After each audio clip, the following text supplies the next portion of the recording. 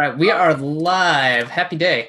You know, I was gonna get all smart and be like, what episode is it? But I'm not. It's freaking episode 260. That is 5 years of Hump Day Hangouts.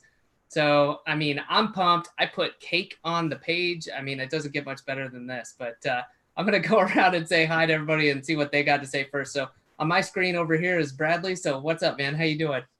I'm good, man. Happy to be here. Episode 260. That's quite a feat. I think we've had, as far as I know, we've only had one scheduled Hump Day Hangout off in 5 years, and it was scheduled to be off. So we've been 100%. Bradley was like, I need Christmas off. And we were just like, fine, whatever. So we've had 260 consecutive weeks, except for one scheduled week off. I think that's pretty damn consistent. You know, not to toot our own horns, but I'm pretty proud of that. So, and again, I said this in the Facebook group, but I've really come to look forward to these.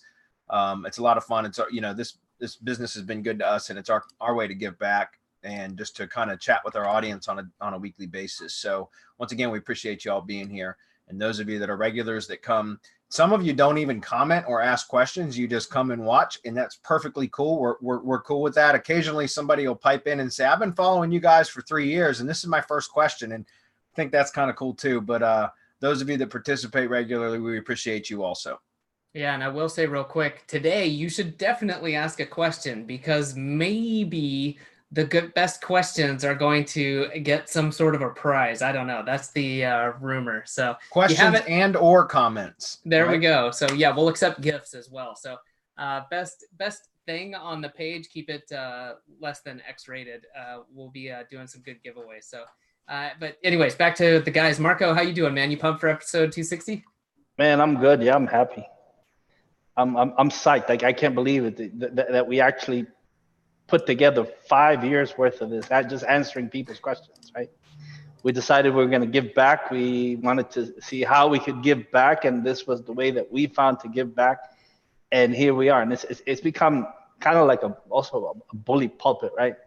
Where people can come, they can come and find the truth, because we're never going to hide the truth. Now, we may not be able to go as deep as we want with people, because there are people who pay us for the truth. Right, but we'll go as deep as we can without infringing on people who pay us. But that's just the way it is. I'm seeing so much shit right now, so much crap. You know, the expert just feeding you a load of shit, and it's just funny. Just come here and ask, and I'll be more than happy to let you know what's going on. I got nothing to add to that. That's awesome. Just at a loss for words. I'm not going to go after Marco. So, Chris, I'll put you on the spot, man. What do you got to say about episode 260? Man, I still can't believe that we are running the show for that long of a time. But yeah, like, it's super exciting, still good. One of my favorite shows all over the internet. So happy to be here. Outstanding. Agreed. And last but certainly not least, Hernan, how about you, man? Hey guys, can you see me? Oh, look at that. It's got suited up. All right. Yeah, man, this is serious business. 260. This is serious business. What's up, everybody? Hey, super happy to be here in sunny Florida, as you can see. And I'm just really pumped. I'm really grateful to be part of this community, really grateful to be part of this amazing team of people. And really grateful for having met some of you guys on POFU Live 2019, POFU Live 2018. That really, you know, signal that we're on the right path right here. So thank you guys for the support. Thank you guys for being, you know, the amazing community that you guys are. And here's to, you know, another 260 episodes. Hey, well, are you going to go stand in front of your Lambo now? Oh, no. Yeah. Well, that's not me, but that's a pretty badass car. Well, you could have lied and said it was, because that's what other. Oh, yeah. Oh, wow. This is totally me here in my garage. Yeah. You know, here in my garage. That's Where awesome. Are the books? Right. Yeah, is that Ty Lopez? Who is that? No, that's Hernan. That's right. There we go. Just kidding, man. Hey, guys. You know, Hernan mentioned POFU Live. I wanted to say real quick, if you haven't heard about it yet, then you've either been under a rock or you've been staying away from emails and Facebook. But we've got POFU Live 2019. The recordings are ready. Got inside access. We didn't hold back. You got access to the Q&A sessions. We've even thrown in some bonuses in there. And for anyone who gets access, I put the link down below. We've also got a special offer for people who purchase that to get a great deal, a hell of a deal on POFU Live 2020 VIP tickets. All right, so this last year we had, well, last year, 2 weeks ago, I guess, we had a lot of fun. We went out and we got to meet up with people who got the VIP tickets. We had guest speakers there, and we went out and raced go-karts. And I'm not going to say who beat Bradley and Hernan and Chris, but me and Jenny did all right. We held our own. So yeah, well, that's what I got for you, buddy. but no, I got fourth. Yeah. We did, what did we do? We did, was it 2 heat races and then 1 like championship race? Yeah. And I got 4th place in every damn race. It was ridiculous. But it was funny because Jenny and I were battling. That's Adam's wife. And because we had to race 3 times and we were like literally like passing each other. Like it was back and forth, back and forth. She always ended up getting the best of me. Damn it. But it was a lot of fun. It is. And after that, we got to sit around. We had some beers, we had some food, and just hanging out and getting to talk shop, as well as swapping go-kart stories. But we really do encourage people to come to that. We try to make the prices reflect that. We want you to be there. We just cover the cost so that we can get people in there, and you build, a little bit of camaraderie. You get to know people, so you don't show up and start off on a cold introduction. You show up the next day ready to go. You already met people. You already had some fun. So highly encourage people to grab that VIP ticket if they're also grabbing the recordings. It's kind of a no-brainer. So yeah. That said, I'm going to run through things real quick for anyone who's joining us and hasn't been here before. Thanks for joining. This isn't normally the way things go, although we do have a good introduction. We go over some notes, but you're in the right place. If you want to get your digital marketing questions, your SEO questions answered, you always come to semanticmastery.com/HD questions.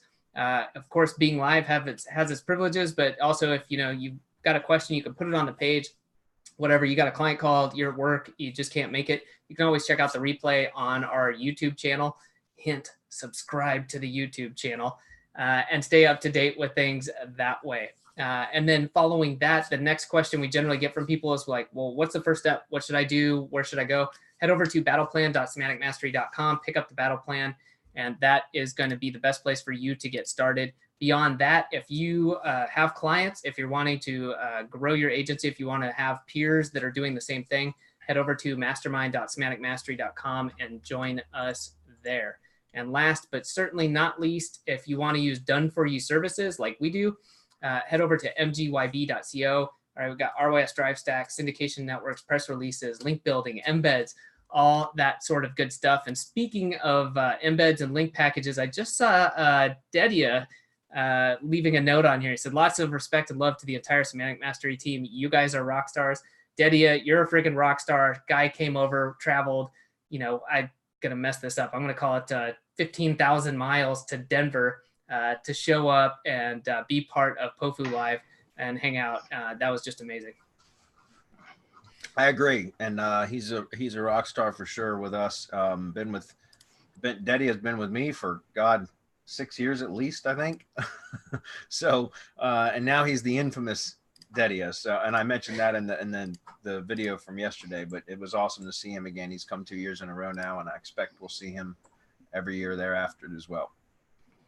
Definitely. Well, real quick, wanted to say again, if you guys want to grab the POFU Live 2019 recording, I put the link on the page. Please go do that now. As soon as Hump Day Hangouts is over, the price is going up. We wanted to offer people, today was the original day it was supposed to launch, so we wanted to let people know a little bit ahead of time, save some bucks and grab that.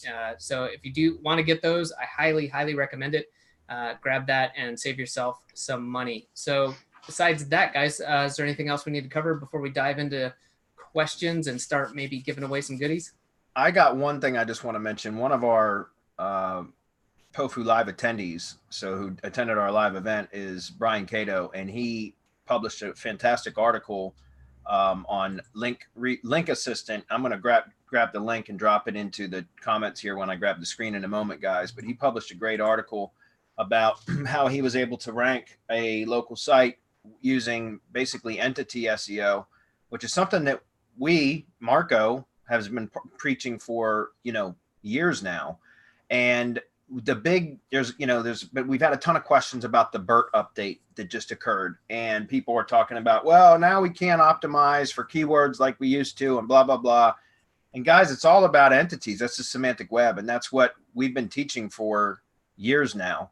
And now it's funny because the rest of the internet is starting to catch up, and we're not, I'm not saying that because we're trying to be arrogant or anything like that, but our name is Semantic Mastery. Think about that, right? We named our company that way back in 2013 because we knew that it was going in this direction. So we've been trying to teach that for years now. Is about entities. It's all about the entity. And if you connect entities correctly and you expand your footprint properly online, you can get results. And now the algorithm is actually catching up to that. And that's what we're seeing. And that's what the BERT update is in part about. And so I just want to give a shout out to Brian. And Brian, I'm going to drop the link to your article because it was a great article. And he was one of the POFU attendees, our live event attendees. And we really appreciate him putting the work in and doing what he's learned from here, as well as maybe other places, but getting results and then sharing those kind of results in an article like that is really good to hear. So, Marco, you want to comment on that before I grab the screen? Yeah, fuck BERT. Enough said. I see a GIF from Wayne in the near future. Anybody else? Or should I just go ahead and get started? Get going. All right, let's do it. You guys should be seeing my whole screen if somebody can confirm. Good to go. All right, so this is the article from Brian. So again, Brian, shout out. I'm going to copy this URL and paste it in chat box for you guys to go view, visit, read it, bookmark it, comment on it, give Brian a shout out in our group. Excuse me, let me go to the right tab. Here we go. So this is Brian Cato's article. Go check it out. Oops, I spelled that wrong.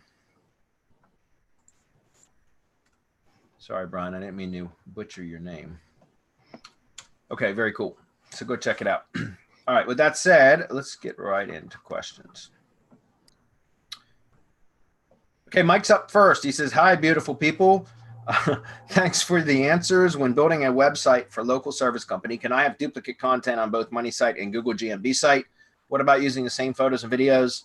Can you please share some tips about the relationship between the Money Site and Google site? Thanks. I don't do anything different, Mike. Honestly, all I do is copy content directly from my Money Site or the Money Site to the GMB, just so that I haven't had any issues with it. Usually, it depends on how the Money Site is set up. Sometimes the home pages don't really have much content. It depends on the type of site. But what I'll do is I'll grab, for example, let's say it's a site that's got service. We're talking about GMB, so it's likely going to be local. Let's say it has service categories. Well, what it will do is I'll go in and grab the main top level silo pages, right? So the service pages that were the service landing pages essentially, and just grab a section of content off of each and then create sections within the GMB website. So it's almost like you can't add H tags and stuff, but you can bold things. So I'll just flesh out the content, which is just copy and paste from content from the Money Site, but add bolded sections. So it'll with keyword optimized heading sections for each one of those, even though again you can't specify H tags, but you can bold them so that it's a very clear delineation between the different sections on the site. And then also remember, you can link back, you can create textual and contextual links within the GMB website back to those corresponding pages on the Money Site, which is what I recommend that you do. So that's what I do, and I don't usually develop any new content. There might be a little bit of some, new content at the very top or at the very bottom where the call to action might be slightly different. But other than that, it's just primarily copied and pasted. Anybody else have any differing opinion on that? No, not a differing opinion. Just to expand a little bit on it, because the question is really simple. Can I have duplicate content on both the Money Site and the Google GMB site? No, you can't. Because there's no such thing as duplicate content. There's only original content and copies thereof. If there were a problem with content being copied over and over again, then our syndication academy would be useless. press releases would be useless, and most of what we do would be useless. They do say it doesn't work though, right? They do say our stuff doesn't work, even though people are making tons of money with it. However, no such thing. So yes, by all means, you can take your content from your website. As a matter of fact, Shripad's tool, the GMB auto poster, does a really good job of taking your RSS feed and pushing it into your GMB, and then taking an RSS out of your GMB and republishing the content. It's just reusing your content, as long as you have proper attribution, which simply means giving credit to the author, or if you can, canonicalizing your content so that it points to the original copy of the document. Well, that's what you're supposed to do anyway. If you're writing any type of literary work, any type of paper, any type of thesis, if you're writing a book and you're taking excerpts from other books, other people's ideas, comments, just whatever, you're supposed to give those people credit where credit is due, which I'm always talking about. Give people credit. There's nothing wrong with giving people credit. If you do it properly, there is no such thing as duplicate content. Now, if you want to talk about plagiarism and all this other stuff, that's a whole different story. Yes, you can get into trouble for plagiarizing things and a whole lot of other things. But at this basic level where you're just reproducing your own content, there's absolutely no problem.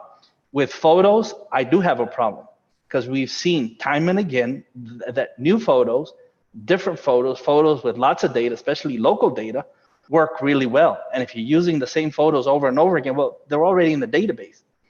And when the algorithm feeds off data, and if you're giving it the same data, if there's absolutely no difference, we've seen that it makes an absolute difference as far as Google My Business is concerned. The more that you can make it unique, the better that your posts are going to perform. There are also things that you can do with the posts that will make them perform better. Now, I just, as far as tips, between the money site and your Google site, your Google site is tier 1. It's one of your tier 1 properties, and it'll become one of your strongest tier 1 properties as you start working it in. I don't know if you have local GMB Pro, but you should be working it the local GMB Pro method. Once you develop those methods out, it can become one of your strongest tier 1 properties, and it can drive a lot of traffic. It can produce a lot of calls, visits to the website, and a whole lot of other activity, relevance, trust, and authority, which is what Google is looking for. Forget every other acronym that Google is going to throw at you. Forget what other people are saying. If you want to really focus on what it is that you need to do, activity, relevance, trust, and authority, feed the bot lots of data, feed the bot lots of new data. All it has to be, or everything has to be about your entity and in relationship to your entity. And you're going to be rewarded. That's it. Great question. Good question. Might get a prize. Maybe. We'll see. Next question or comment first is, hi, Bradley, Marco, Semantic Mastery team. Congrats on your 5 years Hump Day Hangouts. Thank you. We appreciate that. Then his question is, what do you recommend on Google My Business setting up for a business that has reps in other countries? For example, one in the US, other in Canada and Indonesia. Do we set up a separate GMB account based on the country? So there will be 3 GMB accounts, or is 1 GMB sufficient?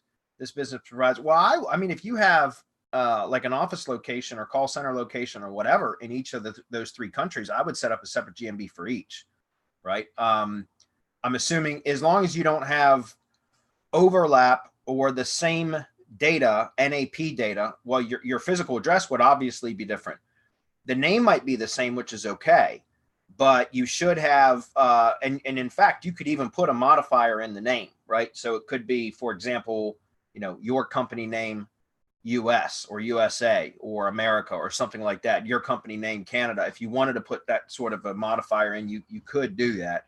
But even if it just has the exact same name, that's perfectly okay, as long as your physical address is unique for each location. A phone number should be unique as well, which I'm assuming it would be, because they're going to be different type of country codes, right? So different types of phone numbers.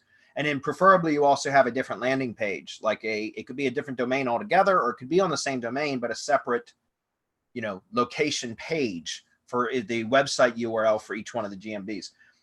Other than that, there's no reason why you can't. And I would recommend that you would actually have a separate GMB for each location, provided that your NAP data is unique for each location, except for perhaps the name itself. So any other comment? Yeah, I would say get the adult diapers out, because this is a depends question. It depends. What you need to do first is go and see whether your keyword set triggers a 3-pack. Are you targeting local? Is your local smaller than the US, the country, or Canada? Because you can target like US and Canada. You can target Indonesia without needing to target through a GMB. GMBs should be used when you're trying to hit local, or when you're trying to form a corporate entity. But other than, and that's if you're going to be in other cities, in Canada, the US, or Indonesia. Because if not, then there's really no reason. Go look at the terms of service for a Google My Business listing and for a verified map. What reason would there be for you to get a GMB if your keyword set doesn't trigger a 3-pack? It makes absolutely no sense. You'd be better off going after, and this is triggering a knowledge panel, so that you become the entity for the keyword, right? So that your brand becomes so closely related to the keyword, so that it actually becomes part of the keyword set. That's what I'd go after, rather than worrying about getting a Google My Business listing. Except that it's another entity asset. Right? It could be, but it can also be produced through the knowledge panel, right? Triggering a knowledge panel. Thank you. All right, so this question is going to be for Marco, and then the next one, which is funny, both from Mike Crest, who was also at our live event.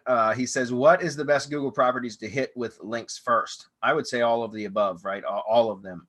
But is it best to build out folders with keywords and hit folders with links, or Gsite inner pages? So what he's asking about is, within a Drive stack, is it better to build out folders with files that are optimized for keywords, and then hit the folders and all the files contained within those folders with links, or Google Site inner pages?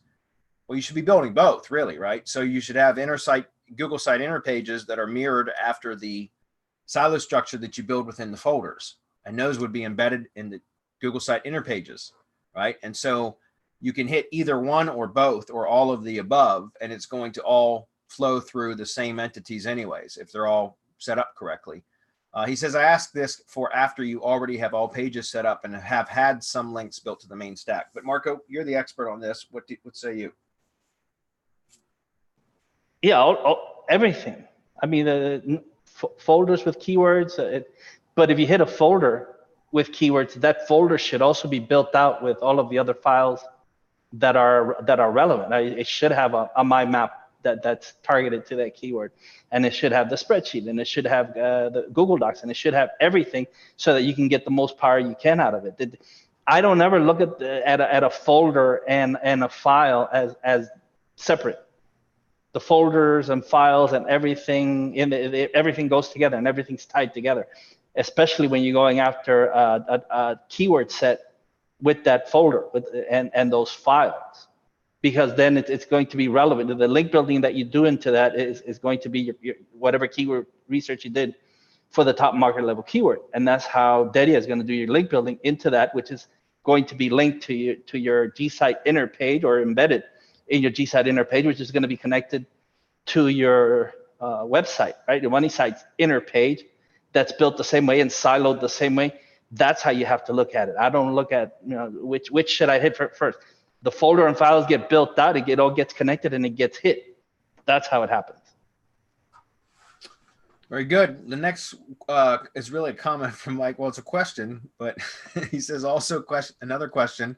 Is Marco a real person or just CGI, like Max Hedren, if you guys remember that? He says, I have never CGI. Yeah, I have never met anyone that actually met him. So I suspect maybe he is AI. We did met. We did met. I met with him earlier in the day when he was back in Argentina. In fact, he was the first one to reach out to me, and he told me, hey, dude, you need to meet this guy, Bradley. And that's, the rest is history. And then we met him in Panama. So I can attest that the guy is a real entity. I'm not sure if he's a human being, but he really looks like one. So you guys met a hologram. You didn't actually meet me. I wasn't there. Yeah. There you go. There is no Spoon. There is no Marco. That's right. That's right. If that's a great. There is no spoon, just like there are no hats, right? No white or black hats. All right, Gordon's up next. He says, by the way, Mike, thanks for that. That was funny.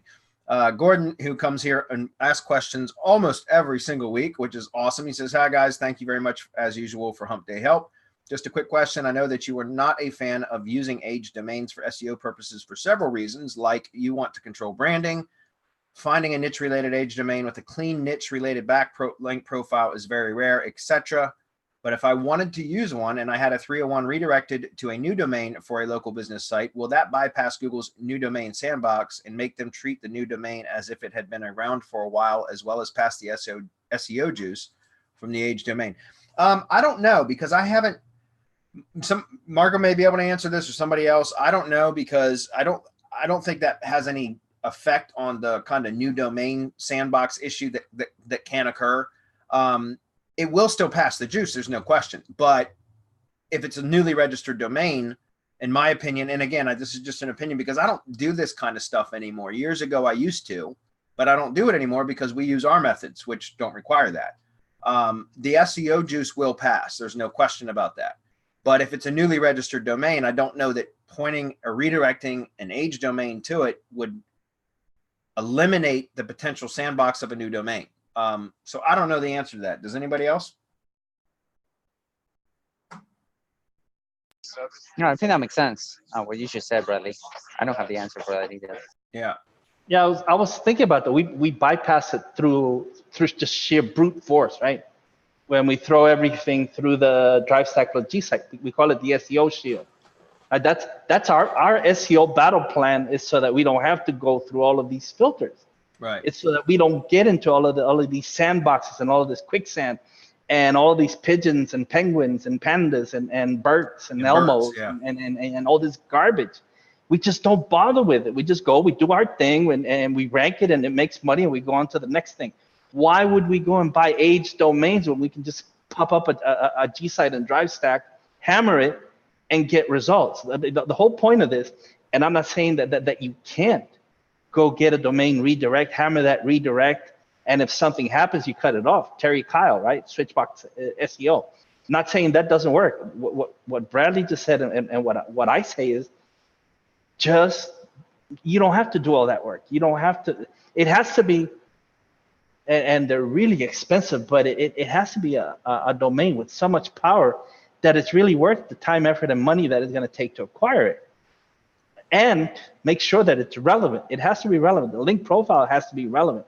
It has to have a really, if it has only one powerful link that's giving it all the juice, you could, if you lose that link, then you just defeated the whole purpose of getting this in the first place. So why not use something that you have the most control over, although nothing on the web do you have 100% control over.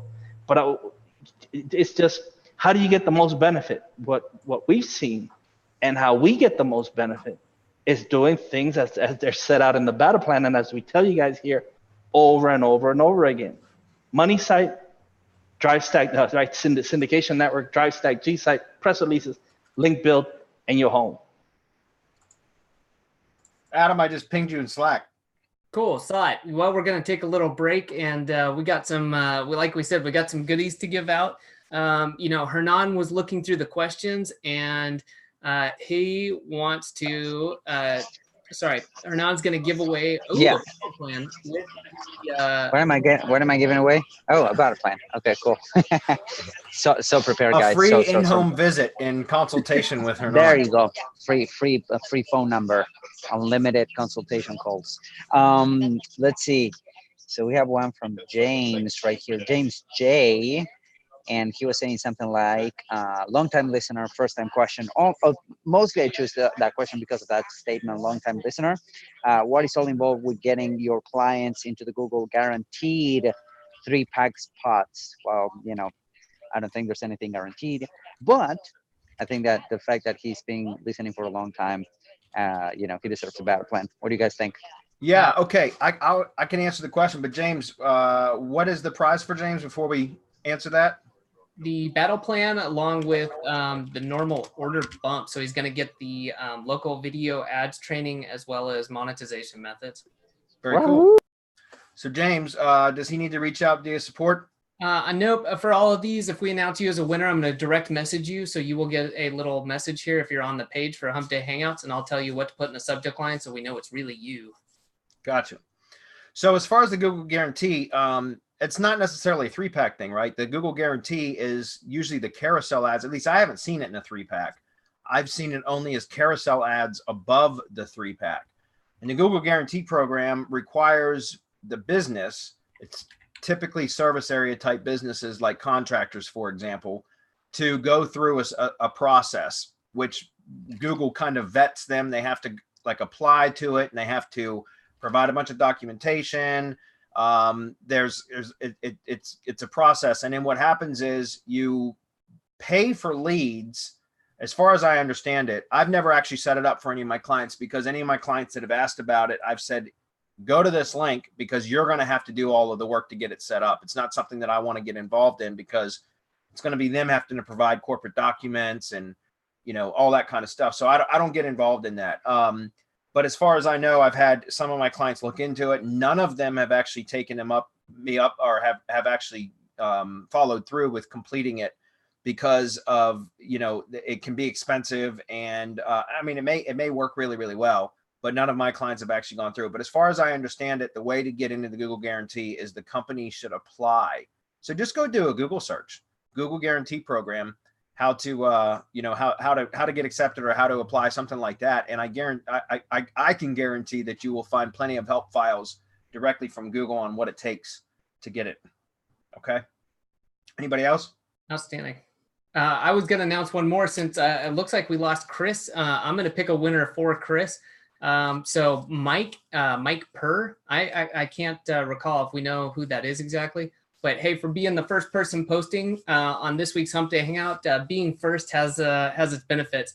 So I'll message you. We want to hook you up with a free access to the 2019 POFU live recordings. So that is cool. Pretty awesome. So yeah, I'll ping you, and we'll do that. So let's keep rolling in the meantime, and maybe we'll see if we got some more stuff to give away. Very well. Next one is Vitali, I think. Sorry if I pronounced that wrong. Hope every one of you is doing well. My life goes in circles. I need money, so I pick up a few projects, optimize, and enjoy the benefits and stop working. I just chill, enjoy life, spend all the time with family. Then some shit hits the fan, usually keyword drop because of competition, and it is all over. I want to have consistency. Can you recommend good literature or a method that will change my mindset and keep me motivated even during good times? Thanks, guys. You are awesome. Yeah, there's several that I would recommend. First and foremost, one of my favorites, a classic, is I think it's John Olson. It's called The Slight Edge. It's a fantastic book. It's a short read. It's an easy read. I'm sure you can get it on audiobook as well. It's called The Slight Edge. And another one is by Darren Hardy. It's similar in its content, but it's a little bit, it's not as quite of an easy read, but it's a book by Darren Hardy called The Compound Effect. Those are two that I find that I really, really enjoy, because it teaches you about just building good habits, right? One of the things about The Slight Edge is you either build your habits or your habits build you, right? So, or does that make sense? We're habitual creatures as humans. We are always I'm sorry, you either develop your habits or your habits develop you. We're always doing things habitually, right? We develop routines, and we either do it consciously and build productive routines, or we do it unconsciously, which often leads to unproductive routines or bad habits that can cause us to, to cause problems in our lives, and in various forms, not just in business or in, making money or whatever the case may be. It could be it could be bad health decisions, bad relationship decisions, all that kind of stuff. And it's so if you consciously develop your habits, then you can overcome a lot of these, right? And you can replace bad habits with good habits. I'm not saying it's going to be easy, but it's a simple process, right? So doesn't mean it's going to be easy, but it's a simple process, which just means developing better habits, better work ethic, and that kind of stuff. Setting goals and sticking to that is a great way to do it. For example, here's an example that I know a lot of you can relate to. And I talked about this at our live event. So if you get the POFU live recordings, you'll hear me talk about this in my presentation, which was, even for my own agency, I spent a lot of time not developing a consistent pipeline of leads, right? So for example, I would need some new clients, and I know a lot of you can relate to this. I would need some new clients, some new work, some new revenue. And I would go set up some prospecting campaigns, and I'd put a lot of effort and time into developing prospecting campaigns. And I would go out and do that. And I would get leads that would come in. And then I would stop prospecting while I processed those leads, right? So as I worked those leads and did follow up and nurture those leads through phone calls, follow-up emails, video emails, which has always been my preferred method, I would work those leads until I got clients, whether it was 1 or 2 or 3 or however many clients I got from that one set of prospecting, you know, that effort of that I put into prospecting. But I would always stop. And so it was always peaks and valleys, right? I would go through periods of time where I would have leads, I would work the leads, but then I would get the clients, and then I would start working on developing the campaigns for the clients, right? Getting them results. So I didn't have any other leads coming in. And then once I got the clients set up and to a point where they were generating good results, then I would go back to prospecting again. And so I think a lot of you guys could probably relate to that. And what I would recommend that you do is develop a consistency to your business, so that you always have a pipeline full of leads. Even if it's not a lot of leads, the idea is if you always have leads coming in, it gives you, first of all, security, right? Second of all, it allows you to start cherry picking the clients that you want to work with. When you go through peaks and valleys, like what I just talked about, I know I did it. I would, you know, get several leads that would come in, and eventually I'd close some of them into clients. But because I only had a handful to select from, I would usually try to close everybody. And over the years, I've learned to not just take business on for revenue's sake. I've learned to trust my gut. And if somebody's kind of a pain in the ass and I feel some sort of resistance in communication with them during the prospecting and closing process, then I know it's probably not going to work out as a long-term client. So I've learned to just let those types of clients or prospects go now. But during the years and in growing my agency and everything else, I would take anybody, and oftentimes it would bite me in the ass. It would cause a lot more stress than it was worth. So those are just 2 recommendations, 2 easy ones. Again, The Slight Edge, I think it's Jeff Olson. It's a fantastic book. I read that probably. I used to read it once a year. I probably read it about once every 2 years now, or listen to it on audio. Another one, like I said, The Compound Effect by Darren Hardy. Both really good books to help you to start developing processes and habits, right? Developing habits, just taking small incremental steps towards a particular goal every single day, compounded daily, will yield massive results. It's much better than this whole start and stop process, because everything creates momentum, right? Like everything has inertia. That's what I mean. So if you're starting from a standstill, it's harder to get up and running. And then when you stop, then it's always harder to get up and running again than it is to just maintain. And that's my advice. Anybody want to comment on that? That's a great question, by the way. Yeah, I would recommend first he needs to listen to not only the 2019 POFU 2019, but 2018, because it's exactly what I went into. The 2 things that I did were exactly on this mindset. It's avoiding mediocrity. It's what I call getting stuck in the middle, doing nothing. Looking like you're doing a whole lot of something, but not actually doing anything. That's being mediocre. It's neither here nor there. And when you get stuck like that, I mean, it's horrible. You're just spinning your wheels, and then to people, oh, look at everything he's doing, and you're not doing a damn thing. That's 1. Listen to the recordings, and 2, join the mastermind. In order for you to get out of that rut, out of that mindset, you need to get with people who are similarly inclined, who have the same type of mentality, people who are driven, people who want to be successful, people who want to get on this, what I call what we call the path to POFU, the path to the position of fuck you. Now, what you're doing is you're behaving as if you're at POFU, but you're not, because you're still reliant on that buck that has to come in that day. Or else you have to go and scramble to see how you get back to where you were. But like, again, you're spinning your wheels, and that's not where you want to be. Where you want to be is where at the end of the day, you're not looking at the at the bank account to make sure at the end of the month, to make sure that you can pay your bills. What you're doing is you're looking at it grow. And from wherever it is that you are with your family, relaxing, whatever it is that you're doing, you don't care because you're in a position where you don't really care about that money. So when you don't have to worry about money is when you know you're at POFU. When you're constantly worrying about it, you're not there. Yes. Agreed. Anybody else? Yeah, just say this is a big topic, and I think you guys, hit the nail on the head, Bradley. I think about the pipeline stuff really does it. The only thing I would add is like focus on your goals. If you want something to change, then you already know you've got to change something. So getting there it becomes what you have to do. And if you like that up down life, like some people enjoy it, some people don't like being steady, and realizing that, make the laziness work for you. It doesn't have to be laziness, but that could be a great trait to have, where you invent and you create and put these systems and processes in place. So when you feel like pumping the brakes, you can, but you built that momentum and you have a system that keeps working for you. So yeah. That was a great question, guys. I know I'm not giving anything away because I'm busy, but that's a good one. So, all right, I'm going to keep moving. The next one is from Muhammad. Muhammad's first is a comment. He says, "Hey guys, I hope you're enjoying your anniversary. The SM crew has gotten me through through more than my fair share of scraps. Between Hump Day Hangouts and MGYB, I have unmatched power on my side. I know it's just a matter of time before I see you guys at the next POFU live event." Thank you, Muhammad. We certainly appreciate you, and you know that, buddy. So we appreciate you coming and asking questions. So his question is, a client of mine just found one of those SEO checkers online that do basic audits of sites. Yeah, doesn't that suck? He says suddenly he thinks it's just a matter of following that checker and he gets massive traffic.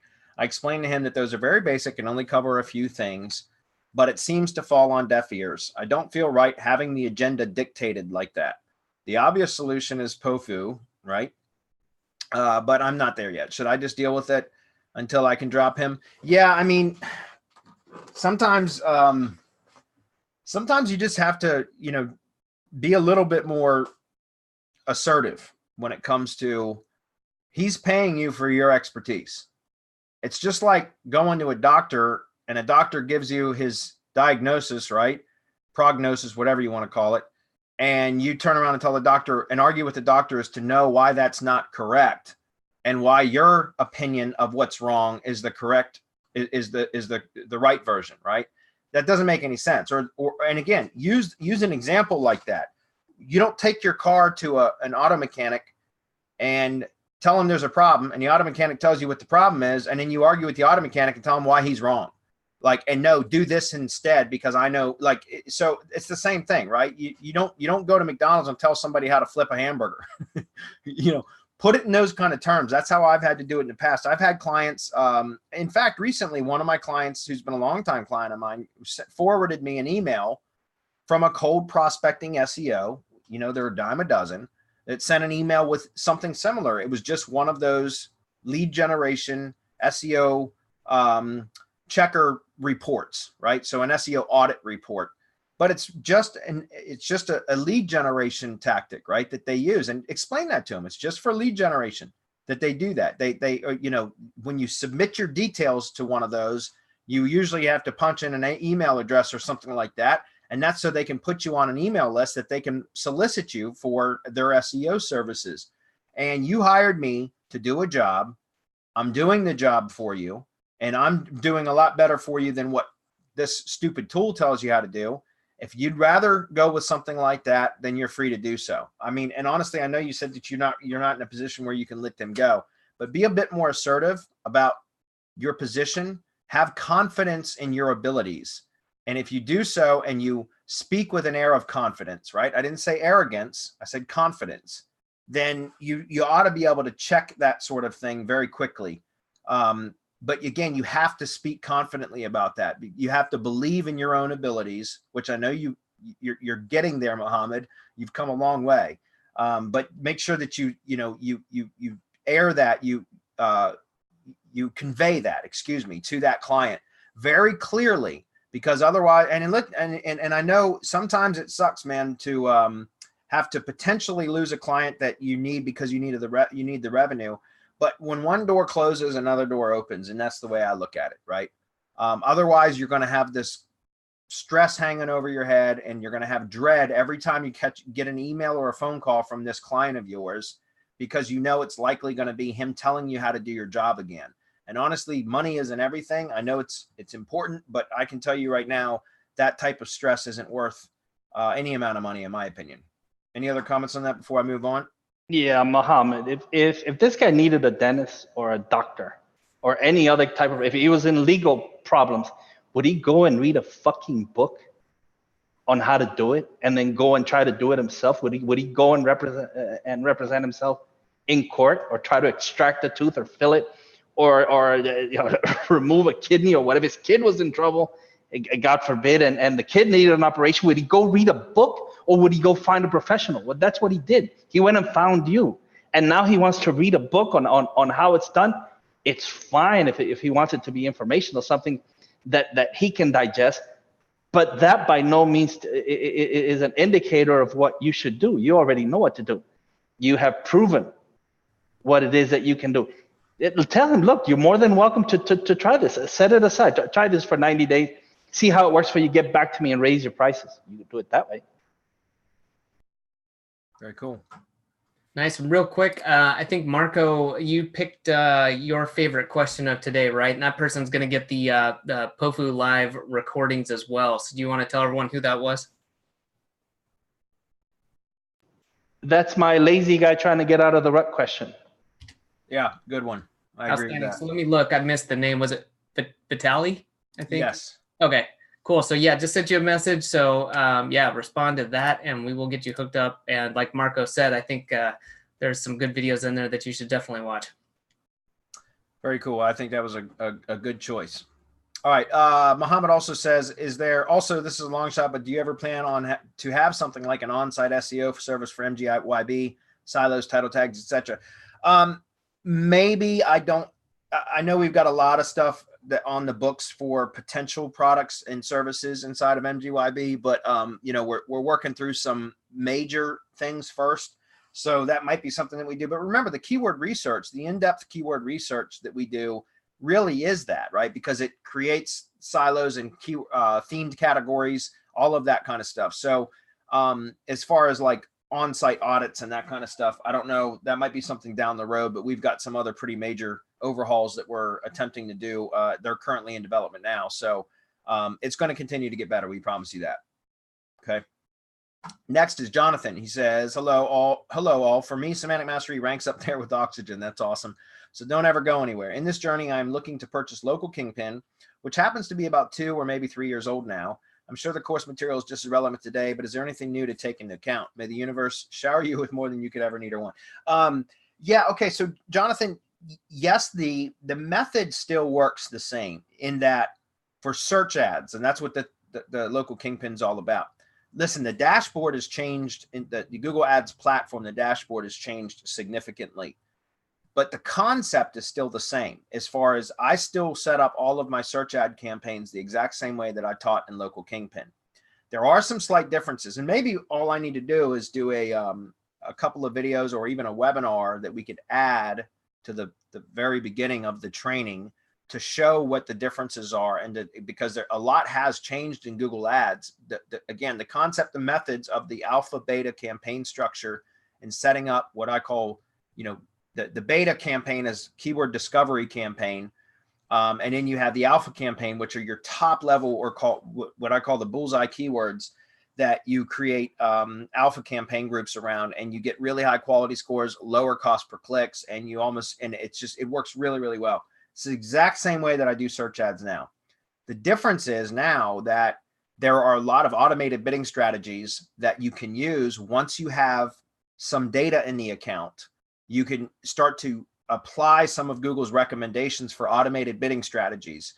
And then you can get some really good results with that. At the time that I recorded the local Kingpin training, I never recommended, I always recommended doing manual bidding strategies. In other words, you controlled all the bidding, all the ad rotations, that kind of stuff, because the AI, the artificial intelligence at that time, wasn't very good. And every time I had ever tried to use any of Google's automated programs back then, I would lose money, like my results would go down. But now I run a lot of, I do more AdWords now than I ever have, because I think it should be an overall strategy for marketing, online marketing. Ads should be included in SEO, in my opinion. So I run a lot of ads campaigns now, and I still use that same type of structure. But once I always set everything up, manual cost per click, manual bidding strategies when I first start. But once I have enough data in the account, then I allow Google to just go to the recommendations tab, and it will tell you like target impression share or maximize conversions or maximize clicks, that kind of stuff. And I will select one of their automated bidding strategies and then monitor my results over the course of, depending on how much volume I'm getting through that particular campaign, I'll monitor it over 2 weeks or a month, so 15 to 30 days. And if my results have declined, then I'll go back to the manual bidding until another recommendation comes up, if that makes sense. Other than that, there's a few other slight changes in that.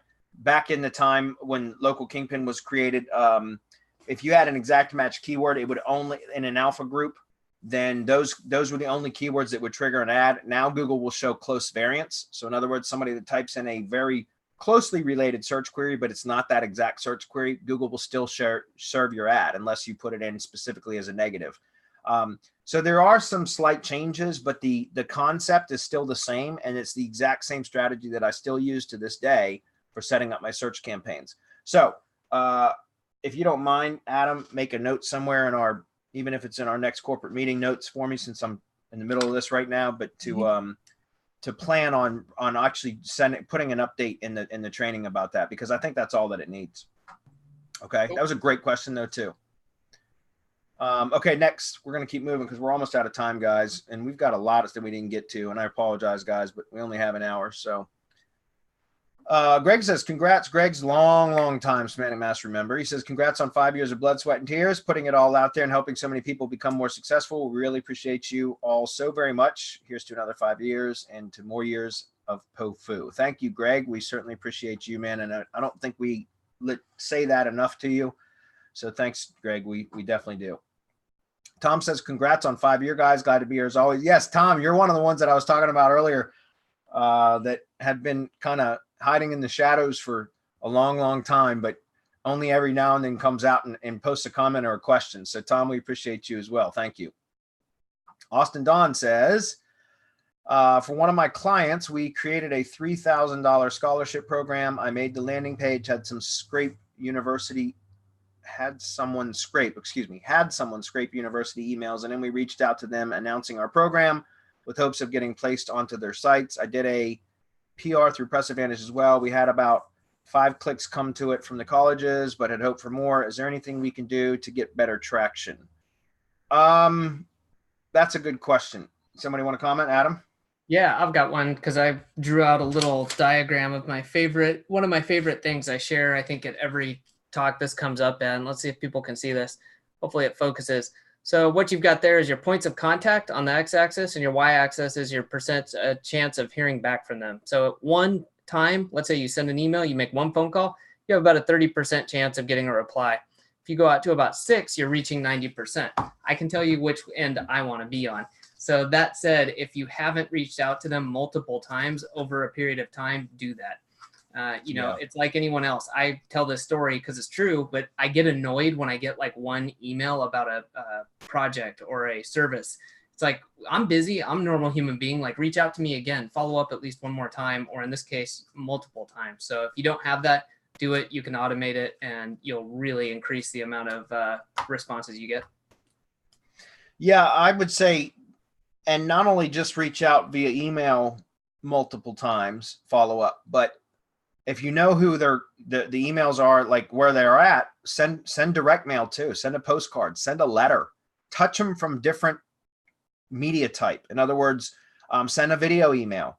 If you don't know what that is, just create a video where, it could be a talking head where you're talking into a camera and introducing yourself and like what the scholarship is. And then, upload it to YouTube, create a screenshot from that video, right? And then embed that screenshot into the email that is hyperlinked to the video, right? So it looks like a video. There's also video email programs like Bonjour is one of them. Another one's called BombBomb. There are several different email programs that it will help you to set up video emails, which will insert a GIF that when clicked opens up a video. Those are all things that you can do. Like I said, send direct mail pieces, a letter and or a postcard. If you have a phone number, call them. You know, I mean, that's something else you can do. If you're touching them, hitting them from multiple different media type, you're going to get much better results. And that's part of what I was teaching at POFU Lab this year. So Bradley, oh, go ahead. Sorry.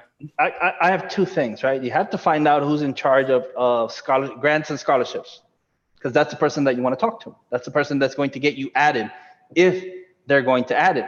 Another thing that I would also do is if you really want to get under people's skin, contact the school's newspaper, because that's run by students, usually very left-leaning students, very militant, right? Or the right-wingers too, but they're really militant. And tell them, hey, look, I'm trying to offer $3,000 as a scholarship, but your university's doing nothing about it. Can you find out why? And I guarantee you'll get action back. That's awesome. I love it. Do we have anything else we need to give away? I was going to say, Bradley, I'm going to put this one on you, but I tell you what we're going to do. You got to make a snap decision, but we're going to give away the person who wins get to choose between POFU Live 2019 recording access or a Semantic Mastery t-shirt. But Bradley, the person who's going to win, you have to pick the best gift from today. Well, the only one I've seen so far is from Wayne, which, by the way, Wayne, thanks for being here, man. We always appreciate you. I also see Greg. But let me answer this real quick, and then I'll scroll through the gifts because we still have about 4 minutes. But Greg's got a great question here that says, or a comment. He says, your typical client with questions like this, how do you best answer this? Why should I continue SEO once I've got good rankings? Well, why would you continue doing exercise after you've gotten to shape? Because if you don't, what happens? Right? That's the only answer you need, really, is if you were to get into shape, would you quit exercising? If you did, what would happen? Well, I'd fall out of shape. Okay. Well, it's the same thing with SEO. It's like once you take the foot off your gas, you start to lose momentum and eventually you're going to stop, which means eventually you're going to lose your ability to generate leads for your business. That's that whole peaks and valleys things that we were just talking about earlier. So, I know you know that, Greg, that was a planted question and I appreciate that. As far as favorite gift comments, by the way, Wayne, if there's not a GIF out there or a meme for happy fucking birthday, then you're the man to create one. So. While Bradley's looking through, I'll say thank you to, I lost the name. I think it was Jessica. She said she signed up for chat just for the 5th anniversary. Love you guys. That's awesome. Thank you. Yeah, and I would say, you know what? Why don't we give it to her? Because I don't see a lot of gifts other than from Wayne. And Wayne, we'll be happy to send you another t-shirt, buddy. Yeah, that's not a problem. All right. Let me, Jessica, I will send you a message right now while Bradley wraps things up here. Very cool.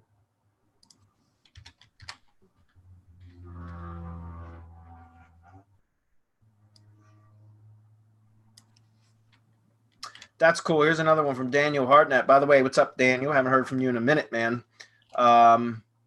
And I see Brian P., which I believe is Brian Prinz. And we've got to wrap it up, guys. But Daniel says, I see the Google Cloud has a similar bucket at ID page, similar to the Amazon S3 page. Should I build another similar at ID page on the Google Cloud bucket and just target different keywords and embed different files? I've not done anything with Google Cloud. I know Marco has. I would say, yeah, if you can do it. But Marco, can you specifically give an answer for that? Yeah, I'm not seeing that question for some reason. It's Daniel Hartnett right here. No.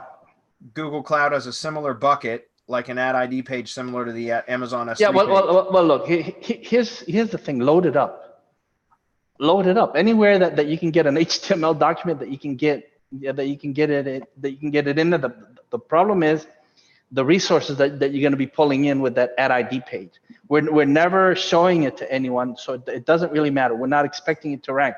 It's specifically designed for the entity and to keep feeding the bot the entity information. The longer we keep it in there, the better it is as far as we're concerned, and from what we've seen and the results that we get. And so, yes, by all means, if you can get it in there, get it in there. There are plenty of other places. Make sure that it has, right, activity, relevance, trust, and authority, or any one of the 3 pillars wherever it is that you're putting it into, but especially trusted and authoritative. And I'm not talking about vanity metrics when I say trusted and authoritative. It has to be trusted and authoritative, and Google trusts itself. What more can you say? Yeah. And the last thing, because it's 5 o'clock and we got to wrap it up, guys, is Brian, and should be Brian Prinz. So what's up, Brian? He says, can you please explain how important you believe Schema is to any site today? It's absolutely critical, in my opinion. If you're not using Schema, you're out of your mind.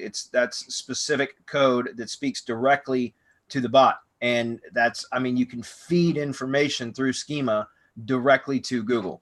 And it's absolutely critical, in my opinion. We have seen over and over again, especially in recent weeks or months, that like setting up, because for example, I've got the land flipping business that I just started, and I experienced it with my own, but I'm also coaching a very small group, or hosting, I should say, a very small group of other people that came out of our Semantic Mastery Mastermind that are also developing their own land flipping business.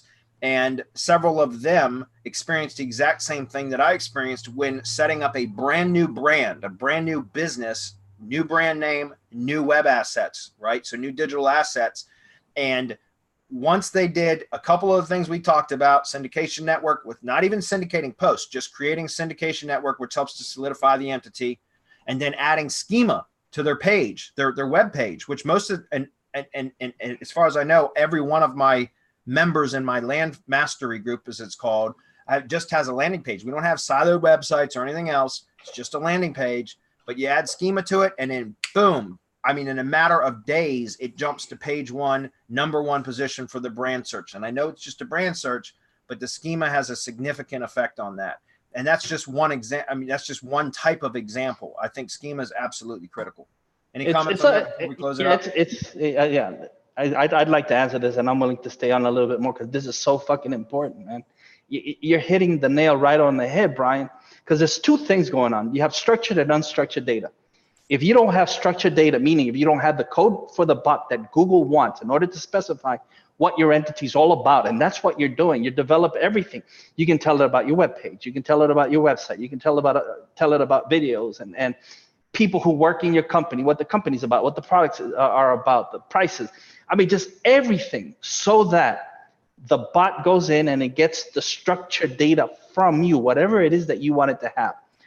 Otherwise, and this is where that fucking BERT comes into place, the bot is going to come up to your content and it's going to decide on its own what your website is about. And if you saw the salad that comes up when you run unstructured data through a natural language processor, it's scary how Google is reading this awesome natural language processor that people talk about, this great BERT that's going to make SEO obsolete. Well, kiss my ass. No, it's not.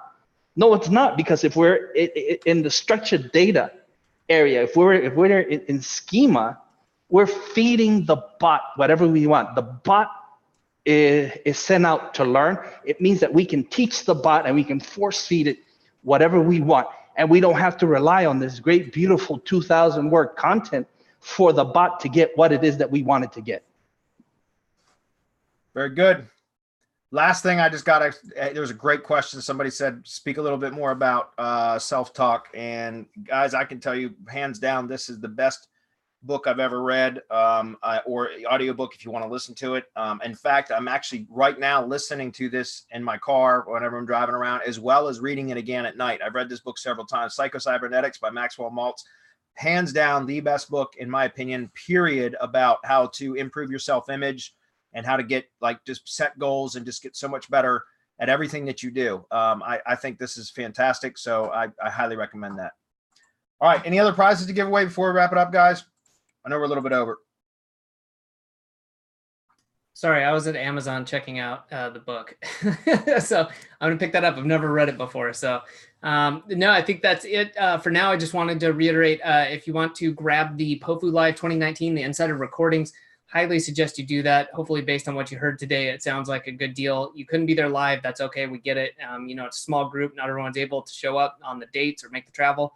But today is still a steal. But as soon as Hump Day Hangouts is over, literally the price is going up. So I put the link on the page. Go over, grab it, and trust me, that's going to be the best $197 you spend this year.